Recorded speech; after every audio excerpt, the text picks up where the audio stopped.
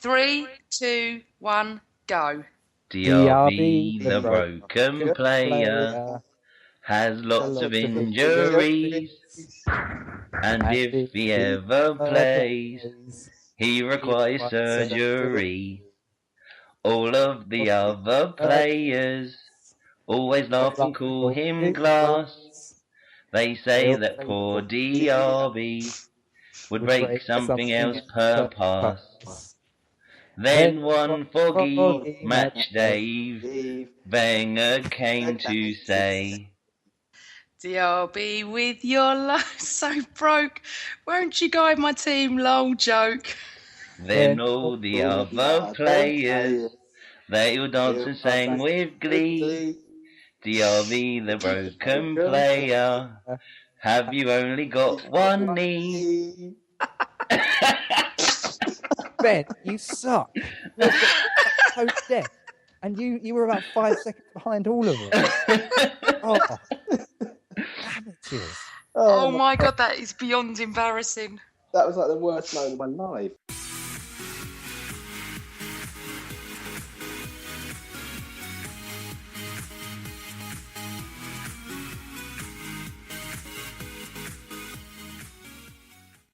Hey party people, over 12 here and welcome to the 9th Suburban Gooner podcast. We now have our YouTube channel up and running, so this is YouTube. If you're listening, you probably don't, but there's some issues with iTunes, so it might not go up on iTunes straight away. We've got the usual gang here today, so me, Chris and Ben, but we also have a very good guest, Amanda from the Gooner Girls podcast. Hi Amanda. Hi, thank you for having me. Not a problem. Chris, Ben, you there? Ho, ho, ho, hello. Hello. Just to kick off with, what I want to talk about is something where Chris and Ben had a little bit of disagreement. They had a bit of a lover's tiff on Twitter. I'm going to ask you your opinion first, Amanda, then let them two have a celebrity death match over it. Okay. Wilshere's banned. He got a 2-match ban, despite obviously Suarez getting a 1-match ban for flipping the bird last season. What did you think about the ban? Do you think it was fair and just, or do you think he was hard done by? Oh, he's completely hard done by. I mean, he shouldn't have done it. 1-match ban, we all expected. Where has 2 come from now? And when Toure tried to break Giroud's leg and nothing got done for it, I think that was it, because I can't remember, it's a week ago now, but someone did something on somebody's leg that wasn't picked up. Yet he sticks a middle finger up to the crowd who were abusing him and probably wouldn't have complained anyway. I wouldn't if a player did it. If we give it to a player, then, I feel he has a right to give it back. So, no, I think it's disgraceful. I couldn't believe it was 2. That's what Lovely. I think. Absolutely lovely. Right. Ben, leader. Bye. Whammy in your face. I don't know who said what. Remember that. That's just my opinion. I don't know who said what. Well, I'll enlighten you. I said what's right, and Ben was just being argumentative and smelly. Oh, Ben's not normally argumentative. So you're saying he's smelly? Yes. I don't know about that. No, that's not true. Go on, Ben. Well, Chris, say what you said to spark off my interaction.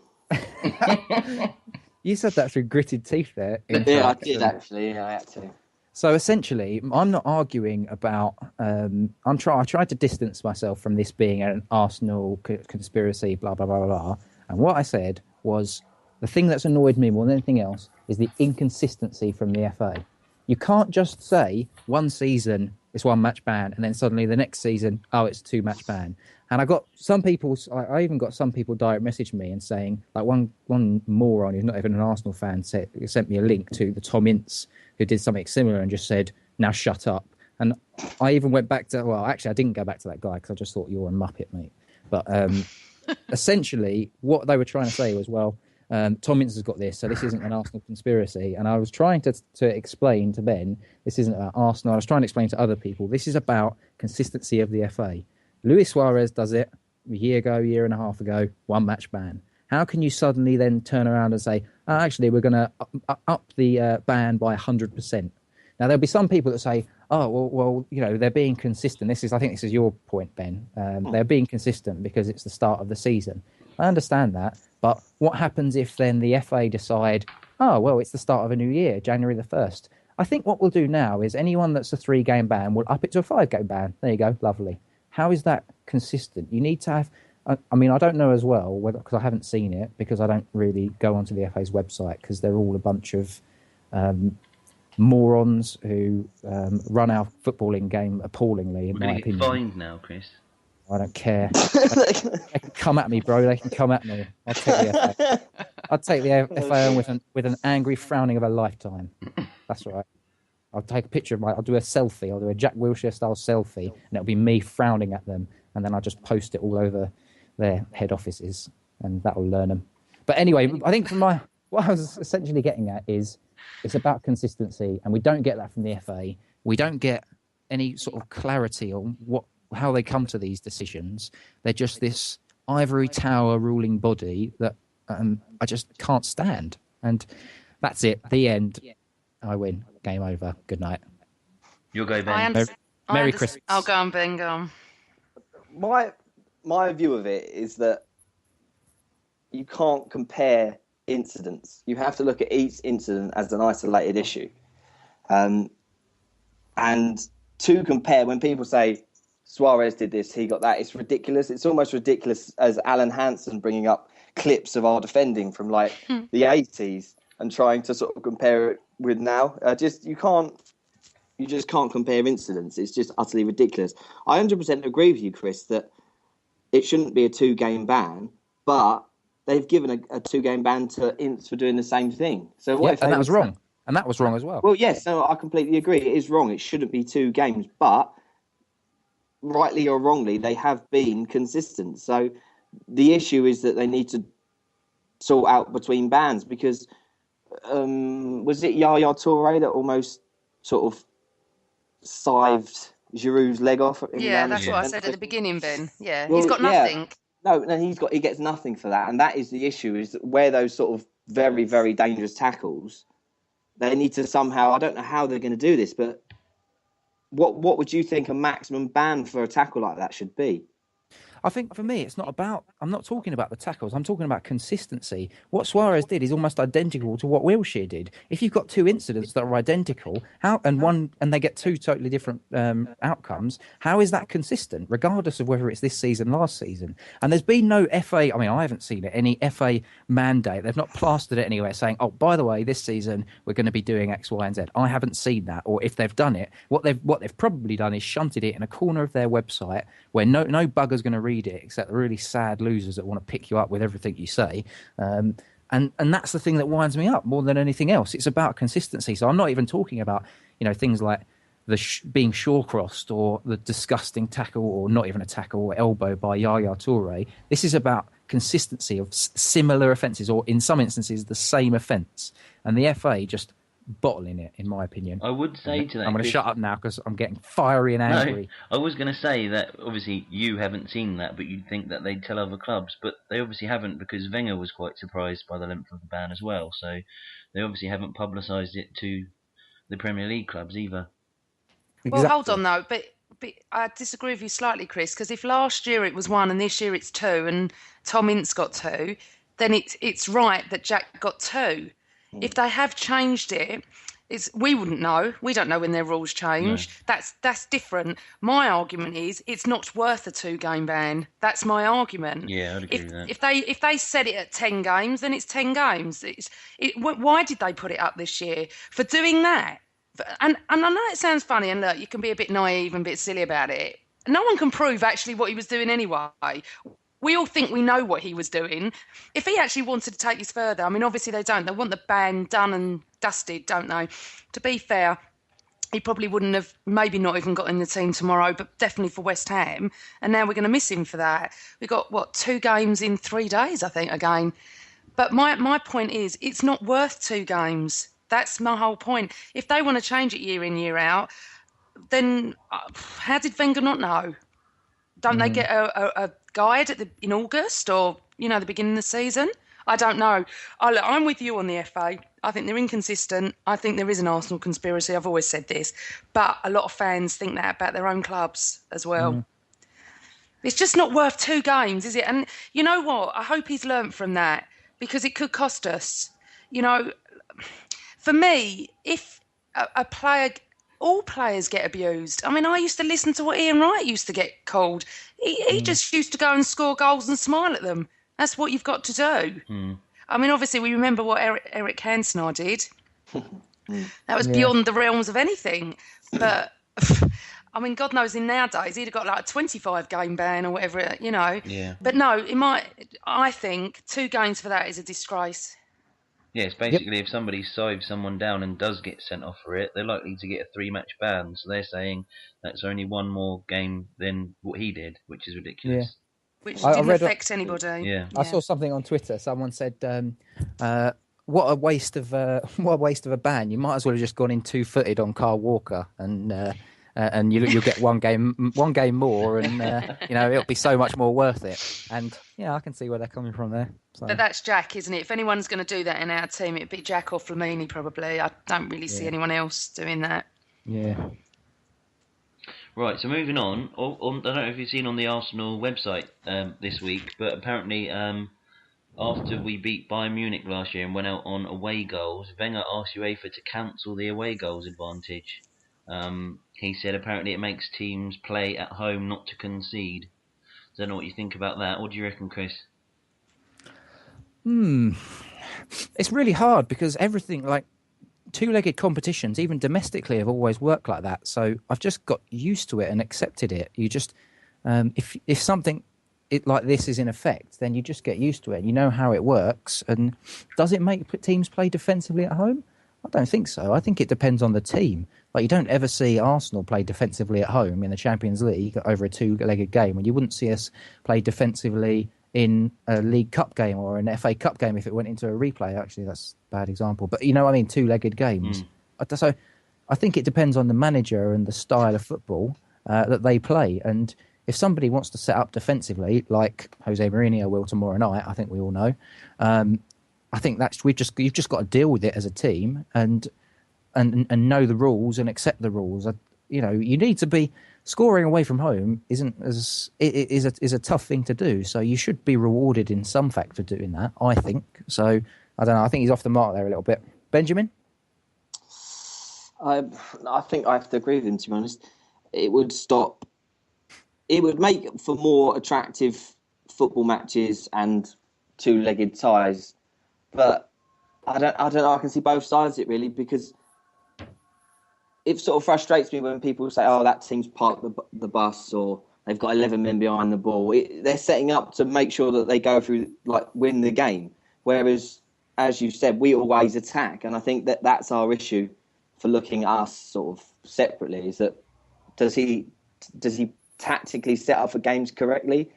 Obviously, he sets the team up to have a plan and go out and what it wants to do. But someone like Mourinho would obviously, you saw it at the beginning of the season, he set up Chelsea, with 5 in midfield, who were 5 midfielders, to go to Old Trafford and get out a point. And he did. And we'll see at the end of the season if that paid off. But that's irrelevant. But I think to take it out would make it more interesting, and you wouldn't have sort of second leg dead rubbers. So it would be interesting. I'd quite like to see that. What do you think, Amanda? Take it out. And it's something Chris said, actually. It's a shame we weren't defensive-minded, wasn't it, against Dortmund at home when it was 1-1. Look how naive they were. Yeah. We wouldn't be playing Bayern Munich, would we? But, I've got a real beef about that. That's my one game this season that I've got a massive beef with them about this. They were so naive.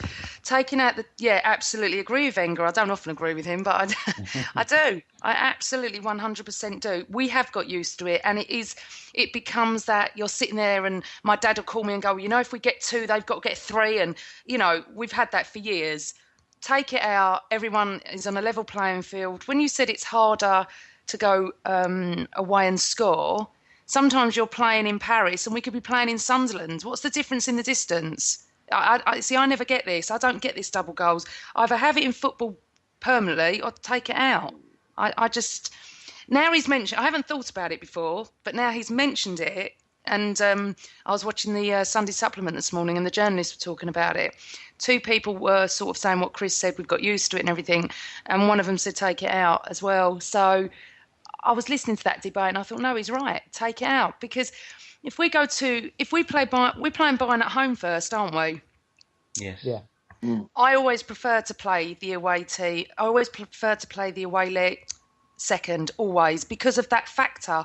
Because if you get that chance, I mean, I was watching. Hopefully we can talk about the Thierry Henry Legends thing in a minute. But he showed the Chelsea game with Wayne Bridge. You know, because he scored the last goal, it doubled it, and we were out. So I don't know. Look, it works for you, and it can work against you. But I do agree with Wenger on that. Have you been reading my agenda, Amanda? No, I haven't seen any agenda. Next up, Henri Legends. Let's talk about it. I'm not sure what my view on the debate is on away goals. I might see if I can catch up with that Sunday supplement to see if it can swing me one way or the other. But I'm not sure. I kind of know what you mean, Chris. You kind of get used to it and don't even think about it until someone brings it up. Yeah, that's what I felt. Yeah. I hadn't thought about it until Wenger mentioned it this week. So, Henri Legends, who's watched it? Oh my God, let me talk about it, please. Go on, talk about it. Oh my God. Okay, so I downloaded it onto the laptop, which meant I could watch it on the TV because I bought this lead. I was very excited. Never had one of these before. And I programmed it into the TV and I was mesmerised for 1 hour and 25 minutes or 40 minutes, whatever it is. Has anyone seen it? Yeah. No, I haven't, but I do want to download it. You have to, Chris. It's not a case of you want to. You have to. Ben, how amazing was it? It almost got me really emotional. I cried. That ridiculous to say that? I didn't cry, but everyone told me to get tissues, right? Yeah. I thought they were being a bit dramatic, and then when it hit the Wigan game, and it was the last day at Highbury, and they panned over exactly where I was sitting at that time. Oh my God, I couldn't stop. And then for me, and I don't want to go into it because obviously if the other two haven't seen it yet, was when he spoke about the Spurs game, I fell in love with him even more when he acted like a fan. You know what I'm talking about, Ben, don't you? Yeah. Oh, honestly, look, we all know there was factors to his game where he had the strops. He spoke about that as well, where it was about him. You know, the last season, unfortunately, it wasn't great for him. But he absolutely 100 million% loves Arsenal. And that comes through the whole documentary. I was totally mesmerised. I absolutely loved it. And I want every Gooner to watch it. Go on, Ben, you talk. Oh, no, it was intense. Like, it was almost intimate between that's how passionate he is about us. And I want to read that quote, Amanda, that he said about, here we go. Basically, they weren't asked to celebrate. He said it could get messy if we won. They were told not to, Yeah, he said, I'm not going to. So he said, we weren't meant to celebrate, but they were jumping around me when the whistle went. And he goes, they were celebrating a draw. And then he went, okay, I'm going to go and celebrate. And he grabbed hold of Ashley and ran to the corner, didn't he, and started taking his shirt off, and he just chucked it into the crowd. And there's a moment where it pans off to sort of the crowd and pans back, and there's just him and Ashley Cole on their knees, like sort of just cheering to the crowd, isn't it? And then all of a sudden all the other players they turn and look, because obviously they're just walking off because they're thinking, oh, we're not meant to celebrate, and they turn and see them and they all just run over. And it was just the memories of that is just magnificent. I know, Ben, but there was also a Tottenham player that went up to him and said something about... Yeah, I know, and I forgot which one it was. Yeah, I can't remember. Yes, that was it, Chris. Yes, that was it. I knew it began with an M, his first name. And he said something like sarcastic to him, like, oh, we got a draw, we did this to you, we did that. And he said, don't you realise we've just won the league anyway? He said, that's it. He said, well, we got a draw, you didn't beat us. And he went, I couldn't care less, we've just won the league and now I'm going off to celebrate. Yeah. Oh my God, it's like a fan. It's like he was on Twitter having an argument. It was just superb. And that part as well, and then towards the end I was just sobbing. Honestly, the tears. I got up to the Wigan game, that wasn't bad. He is just the way the documentary's done and the music that's done with it, and how from the beginning to the end, and each top I thought was brilliant how they did that. Yeah, just loved it. I didn't. Most people were raving about it, and I thought, oh, I'll watch it whenever. Sat down yesterday, and my other half tried to talk to me during it. I went, I do not want to talk. I just want to listen and watch and be with him, and that is it. He's my favourite player of all time. Like, I was just I was the right age when he was at Arsenal. When he joined Arsenal, I was like the right age that I was really getting into it, like stats and all that sort of stuff. And he just, like, Dennis Bergkamp's been an amazing player, but he signed in '95, and I was like 12, 13 years old. Oh, So, okay. Do you have to say that? yeah, sorry. I was 10. Yeah. but so we've always had Dennis Bergkamp. I've always sort of had him in my life, and I've always seen him as an amazing player. But Thierry Henry, it was like just the right age for me to see him at his best, at his pinnacle. And you know, there were just so many goals. And my the missus, the management, she often says to me, that would be the one sort of. She often says that would be the one thing to make you go gay, wouldn't it? If Thierry rocked up at your door and said, "Marry me, Chris," you'd do it, wouldn't you? And I'm like, well, maybe. Yeah, he would. It was funny when he joined Arsenal. I don't know how this happened, but I was in the players' lounge at the time, and I'd only ever been in there once. And he was in there, and he wasn't a big name at the time. I think been with us a few months, and I remember someone saying, "That's Thierry Henry." I went, "Who?"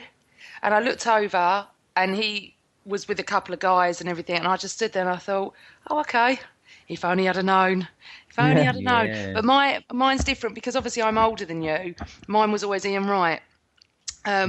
Ian Wright, Dennis Bergkamp and Thierry Henry. But then the list is endless because then it goes Perez, Vieira. I can't really choose amongst, But yeah, he is just I want him back at Arsenal in any capacity, but I want Vieira back at Arsenal in any capacity. Did you see that documentary with Roy Keane? Yes. I've got it Sky Plus. I haven't watched it yet. Now it's fantastic. It was great, wasn't it? Really, really good. Awesome. I was screaming at Vieira, though, when he didn't put Bergkamp in. I was screaming. You know what I mean, don't you? Yeah. What was on the Henri documentary? What's the bit? I've seen it a couple of times on Twitter about people saying he bumped into Wenger on a plane or something. Yes. Yeah. So he was flying, but was it France or he was... Ben, you do it, because I know he was on a plane and he just went up to him and said something like, "I want to join Arsenal, I want to play for Arsenal." Is that right? Yeah, that's pretty much the gist of it. He was going on an international trip with France, and Wenger just happened to be on the plane. And they started talking, and he basically just said to him, "Sign me," because that was the time all that Real Madrid stuff was going on. That basically was it his dad that signed a contract for him, that he was basically a Real Madrid player, and he was like, "No, I don't want to go, and he never really mentions about it, obviously, because it's a bit dodgy. But yeah, what a coincidence, eh? Magic.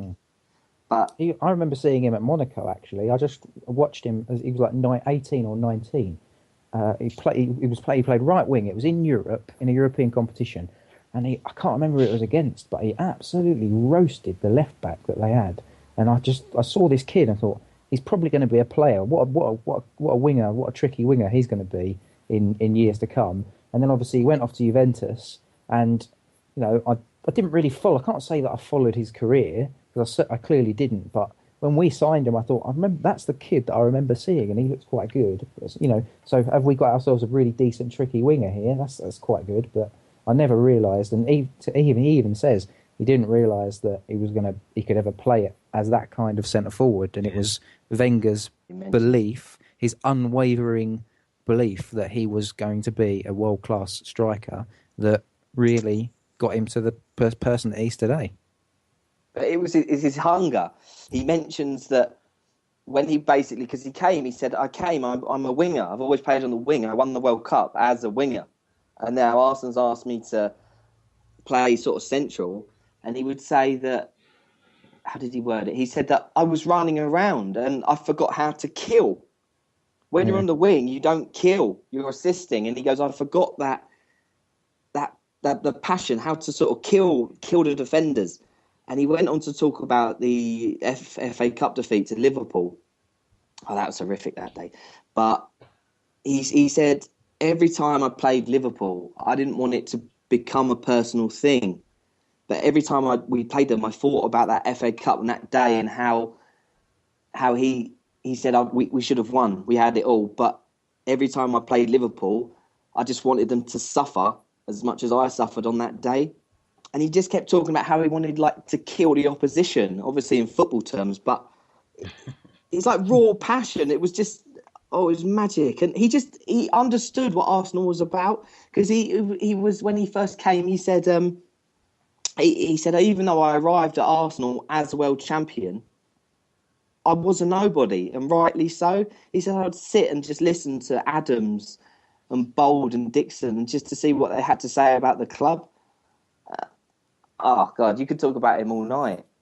And then, as you said, Amanda, about the Wigan, and when he was talking about, I knew the stadium was going to go, and obviously at this time he's our record goal scorer, isn't he? And he said, I knew the stadium was going to go, but I knew my record was going to die with the stadium, which made me feel better about myself.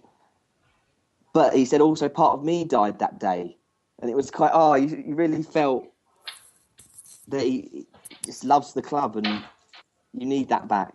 You need him back desperately. Yeah, the only thing I would say is that he did make the last season, which was I call it the last season, was the Champions League final, all about him.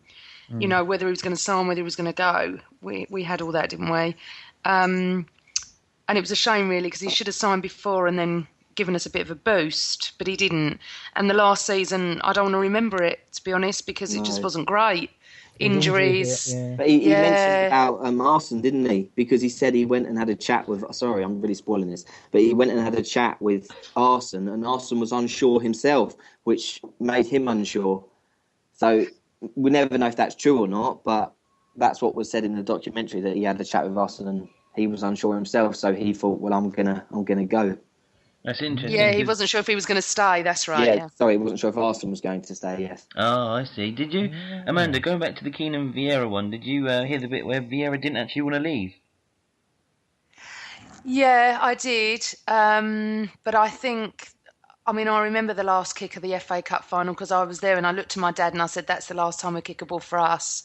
I think he made each summer about him, and in the end, we sold him, you know? Yeah. Because of his injury. He says that in his autobiography. His first chapter, Vieira's first chapter in his autobiography, is about the move to Juventus. And he essentially says, after years and years of being sort of the club fighting so much to keep him, all of a sudden it was just like, a bid's coming from Juventus. What do you want to do about it? And I'm just, because it was years ago that I read the autobiography, but he says something along the lines of, I actually asked, well, what do you mean? What do I want to do about it? And they've just said, well, it's a good offer. Do you want to take it or not? And he said he just felt like David Dean and Arsene Wenger were a bit like, well, you know, as opposed to previous years where we won't even entertain it, now we'll entertain it. So he thought, well, if I've not got the love here, then I'll move on. So, and that's what Arsene Wenger does when he thinks he's got the most out of a player. And if he thinks a player like Vieira, who's quite injury prone, is on his way out, then he can be ruthless.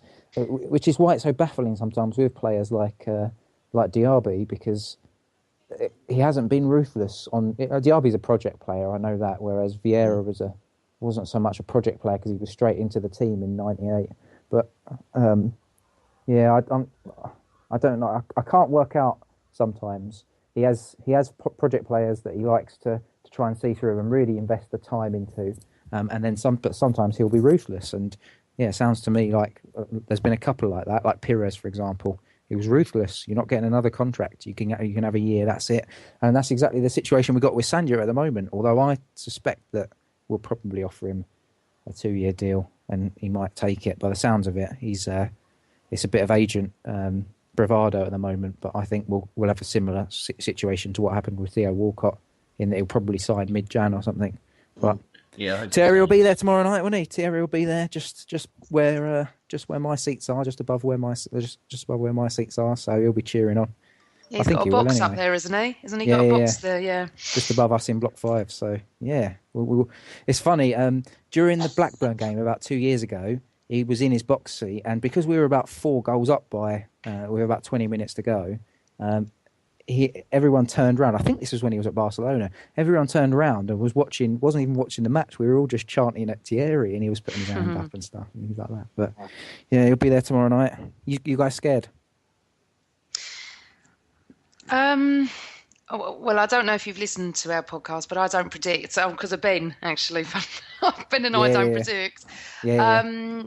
I just feel very positive, which is probably a bad thing. I just think that he'll come and park his bus as usual. It would be fantastic if we went 1-0 up pretty early, because then he can't park his bus anymore. I think that we've had 9 days off. I think we need to come out like all guns blazing. We need to go for it.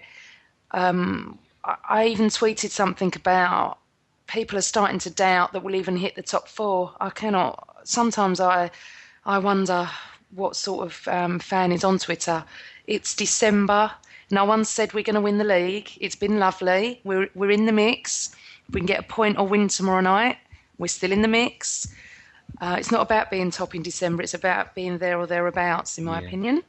I think we need to be top around March, April and May would be nice. No, I'm not. I have to say, though, that I've heard about the weather tomorrow night. This is the only thing that's going to be horrific, apparently. I don't know. My dad has warned me it's going to be heavy, heavy rain, which could affect the game. I just feel a bit... I just don't think they're very good, Chelsea, to be honest. I really don't. Oh, don't say that. Touch wood whilst you're saying All right, that. I'm touching wood. I don't normally say things like this. I'm normally protective of don't say anything. But I do feel quite positive. Sorry. Amanda, you The ruined weather my outside. agenda again. on my agenda, I was going to say we've got an exclusive and Amanda has agreed to predict. I was going to lie. No, I'm not. I've predicted much more than I normally do. I've said I'm positive. That's it. I'm leaving it there. I was with my my stepdad and my uncle earlier, who are both Chelsea fans, and they're more worried than I am. Good. Which is always nice. Yeah. I'm hoping for a result tomorrow. I think we'll do it. That first 15 minutes means everything, I think. Yeah. We need to come out, like you say, we need to come out the blocks and not have a slow start, which we can sometimes be guilty of. We need to hit. We only have slow starts after we play Champions League. Okay. We're not played Champions League. We've got no excuses. We've had 9 days, which is a lot. And no internationals, no anything. As far as I'm aware, I don't know if Koscielny's back. I don't know if he's... No, I don't think he is. So Vermaelen, okay. We've got no excuses. They must have been rested. There's no way we can come back. I mean, obviously, by the end of the week, it's very different because we've got West Ham and then I think Newcastle away. Then Cardiff, then Tottenham. I mean, you've got 5 games in 2 weeks or whatever it is. So, yeah, you can use that next week, not this week. They do have to come out all guns blazing. Ben and Steve, would you play Le Double Pivot? I think I would. Yeah. What was that, Ben? Ben just had some sort. Ben Ben's just still woke in his up. bath, isn't he? Ben woke Ben's up. still in his warm bath with his Radox shower gels and his bath bombs, and he's just turned over, and the bath bombs just hit him in somewhere where probably we shouldn't be talking about, and he's just gone. What's a bath bomb? Something the missus gets that those little things that fizz. Okay. Sounds like Barocca, but anyway. Oh God, the rocker in your bath. Yeah, I think wrong. he will play the double pivot. I think, I think he will. And I'm hoping that Podolski comes on and scores. Yeah, and kicks the ball at John Terry's head, which then causes it to implode. Good. John Terry to fall over again and let someone through on goal, because that was one of my best memories ever of football. John Terry to fall over after Lucas Podolski has hit him on the head, and then John Terry does a comedy face plant onto the goal line, which then brings up a load of white chalk and stuff.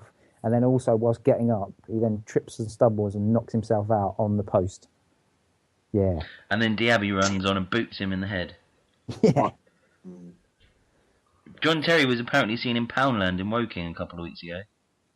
Yeah, I know. There was a whole debate about this on a programme I was watching. It was quite funny.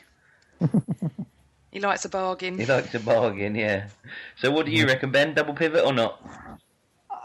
I don't know. I'm not feeling confident at all. I'm usually quite calm and I don't really get worked up by this, but I'm quite worried. What Amanda was saying earlier, I agree with that. It feels like it's not another one of those seasons. But my worry is that if we lose tomorrow night, what that is going to do for morale. Do we then slip in back to that I know this is sounding very negative, but this is just what's going through my head. Is it going to become another one of those seasons? Because from being top, we could be fifth. Yeah. And then you're back into that, trying to catch points, looking at other teams, rather being in that position that we were in. Hopefully, we still will be in, of being top and sort of being comfortable, because this is where we've come. We've come to this point where I'm not happy with us losing. I'm not happy with us conceding goals. Going to the Everton game, and we said this last week, Steve, but coming outside and standing by the cannons and our side together. Yeah. I wasn't happy with that draw at all, and I'm still not happy with that, because we draw that game, we win that game, and then we go into Man City with the handbrake off, and we can go at them. If we lose, we lose, but there's no pressure of having to get points. And I kind of feel now, hindsight's obviously a beautiful thing, but I can look back at it, City, and think, I think they got a bit confused with themselves, and then obviously the result's the result, and we've lost the points. And this is huge. This game is huge. And I'm just, you can't think like this, but I'm just worried it's going to become a mental thing amongst the players, because the fans, it's irrelevant. I'm not bothered what people write on Twitter, but it's the players that I'm worried about, because our machine hasn't been functioning efficiently as it has in the last few weeks. And I just hope that they're fully charged and they're going to be able to just tear them a new one. Bearing in mind, he hasn't really been rotating until recently, Ben, as well. So they've been playing a lot of games. And like Amanda said, no Champions League game, 9 days off, reset yourselves. Just literally, the team can just reset.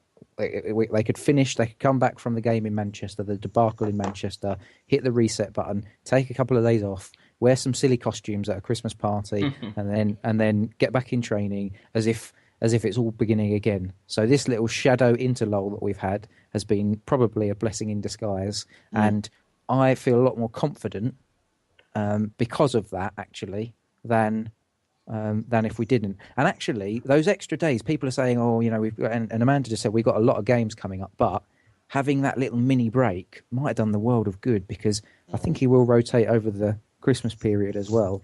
And the thing that's great is that we've got a squad that I think he can rotate. You can rotate Monreal for Gibbs. You can put Walker in there, give Podolski a couple of games. Hopefully by Newcastle, maybe he can start. So that's on the left-hand side. You've got Cazorla on the left-hand side that can start. You can start Cazorla in through the middle if Ozil gets a rest. And Wenger's suggested that might happen. So there's options there. And Santi Cazorla's best position is playing probably where Ozil's playing. But the only thing is we've got Mesut Ozil, so no disrespect to poor old Santi. Yes, we do. So who would be your front six, or who would be your midfield and attack and everything? Who would you go with? Who wants to take that one first? Amanda? See, I just want to come back to something Ben was saying. I disagree, Ben. If we do lose tomorrow night, it's not the end of the world. It really isn't, because I think Liverpool got to play City and Chelsea, or City United this week. Sorry, no. I didn't want that to come across like... I understand what you're saying. I'm not trying to sound like I'm being negative, because we're in a fabulous position, and I would... Step away from the negative spiral, Ben. I'm sliding down it on my carpet. But no, Amanda, I didn't want that to come across like it's just my concern for us, because City's fixtures and Chelsea and Liverpool, they've all got to play each other. And then is it Chelsea who've got to play Liverpool and City? Yeah, pretty soon. Oh, yeah. So looking at it like that, we are in a... Like, if we win, we are in a fabulous position. But I'm just worried about what a loss could do.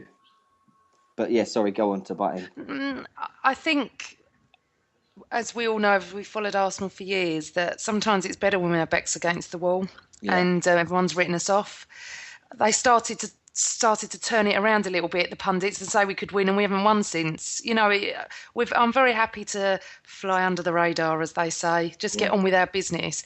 It will be a Twitter meltdown tomorrow night if we lose. It will be a meltdown on all the forums. It will be a meltdown on the radio. Mr. Durham will have a field day on Tuesday, and that continues. I won't be having it, because I tell you something, at City, which obviously we all saw the offsides, the 2 goals that should have been given, the penalty we should have had, the fact that they had 7 shots and scored with 6, the fact that we didn't, we had about 10. You know, you look at Giroud missing. I mean, it was just one of those games. It was mad. I wasn't gutted one bit, bizarrely. I thought we played very well in the second half. We'd just come back from Napoli within a couple of days. Like, we all know this. I'm just saying we have got the 9 days. Tomorrow, who would I play? Well, I'd love to see Lucas come off the bench, that's for sure. Would I play Flamini and would I play Arteta? I think I would. I think I would for the first half, although he never changes anything till 69 minutes anyway. Yeah. If I knew he was going to change it second half if it didn't work, then I would. Definitely Zil. Definitely Ramsey. Theo. Giroud. We haven't got Jack.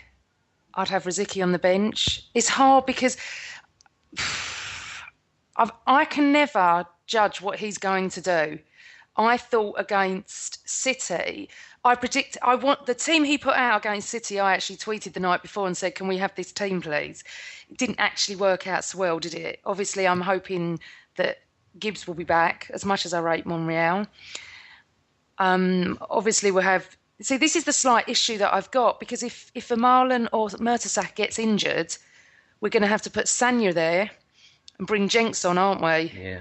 Mm-hmm. Yeah. So, Flamini, yeah. I would play the 2-2. I would, yeah.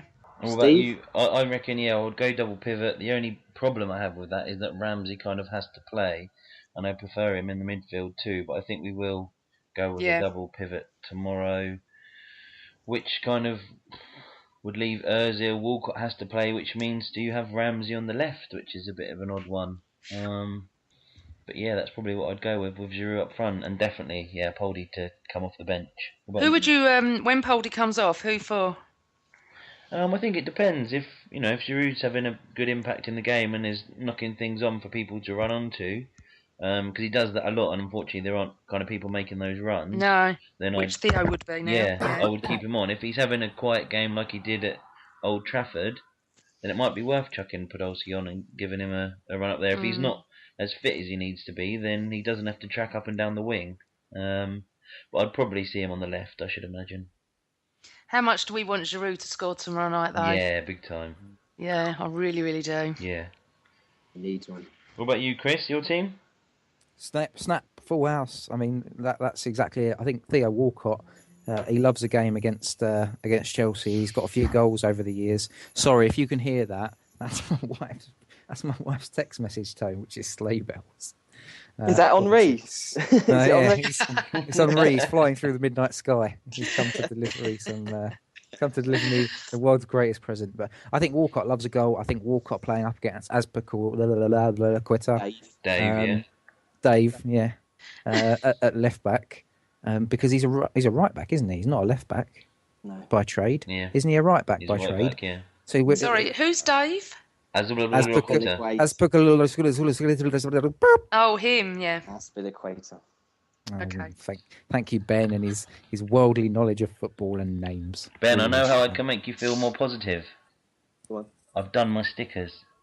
Steve, shall I bring mine in as well? Shall you have double positivity and you can stick my stickers in? I'm not sure we want to mess with the stickers. We know the formula that works. Yeah, karma, man. Let's just go with it. Karma. Cool. Right, we're coming to the end now, but before we go, Amanda, I want to ask you one quick question. Do you think we'll sign anyone in January? And if it's a striker, who would you go for? You just attacked her. I know, it's like no warning, nothing. Okay, can I have two worlds? In the real world, I don't think he's going to sign anyone. In my world, I want him to sign Diego Costa. Okay. Nice. Okay. But we also need a centre-back or a right-back, that's for sure, as well. Yeah, I'd like that as well. Okay, before we go then, any closing remarks from you, Ben? I hope we bloody win. Up the Arsenal. Christopher? Yeah, let's keep our fingers crossed for some Christmas cheer. I think we're owed some Christmas cheer after the the special one. I mean, after his record against Arsene Wenger, it's just not fair. Yeah. He's about as special as my mum's grape crumble that she did for me tonight, and I can assure you there wasn't a lot special about it. I hope your mum doesn't listen to the I was podcast. going to say that. That is shocking. You're That getting is cold for below the Christmas, belt, Howard. Christopher. I'm just glad you said grape crumble. I was getting ready for something, you know. How about you, Amanda? Any closing remarks from you? Well, he's beaten us 9 times. Cat has 9 lives. Let's hope the 10th is on Wenger. I will take nothing less than a draw. And I think the fans need to get behind the team from the off. And if we do go 1-0 down or it doesn't go to plan, just keep, take the tension off of them. Yeah, exactly. Yeah. It's not even about the singing. It's about literally not putting the pressure on them of everything if something goes wrong, if you know what I mean. Just support the team. It doesn't help. I know, look, we all pay our money. We're all entitled to have a moan, and we do, all of us. But we let's just be as one, and let's be the 12th man. Definitely. Well, thank you very much for coming on, Amanda. You're welcome. Hope everybody that's listening has a very good Christmas with Arsenal at the top of the league and Suburban Gooners out. Diaby, the broken player. Yeah. You know what? We never sing on our podcast. I'm going to recommend it.